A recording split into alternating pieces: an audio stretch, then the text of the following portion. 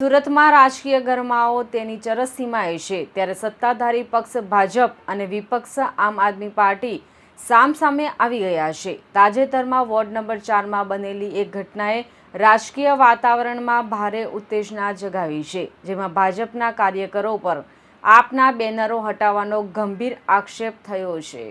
આમ આદમી પાર્ટીના દિગ્ગજ નેતા ગોપાલ ઇટાલિયાએ સોશિયલ મીડિયા પર આક્રમક તીવ્ર બતાવતા ભાજપ ઉપર આકરા પ્રહારો કર્યા છે।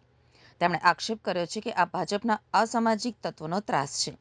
ઇટાલિયાએ વધુમાં જણાવ્યું હતું કે ભાજપ હારના ડરથી હવે હલકી કક્ષાની રાજનીતિ ઉપર ઉતરી આવ્યું છે। સુરતના વોર્ડ નંબર 4માં જે પ્રકારે લોકશાહીના ચીરેચીરા ઉડાવવામાં આવ્યા છે તે જોઈને જનતા પણ ચોંકી ઉઠી છે। આપ દ્વારા આ મામલે મજબૂત પુરાવા તરીકે સીસીટીવી ફૂટેજ પણ જાહેર કરવામાં આવ્યા છે। આ વિડીયોમાં સ્પષ્ટપણે જોઈ શકાય છે કે કેટલાક શખ્સો આમ આદમી પાર્ટીના પ્રચાર બેનરો અને હોર્ડિંગ્સ ઉતારી રહ્યા છે અને તેની જગ્યાએ ભાજપના બેનરો લગાવી રહ્યા છે।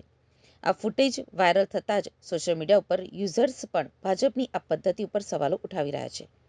ઇટાલિયાએ પ્રશ્ન ઉઠાવ્યો છે કે શું ભાજપ આવી રીતે બેનરો હટાવીને ચૂંટણી જીતી જશે?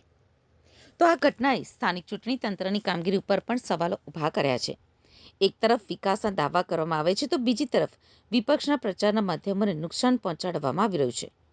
શું ભાજપને જનતાના મત ઉપર ભરોસો નથી કે પછી વિરોધ પક્ષના વધતા પ્રભાવથી તે ડરી ગયું છે?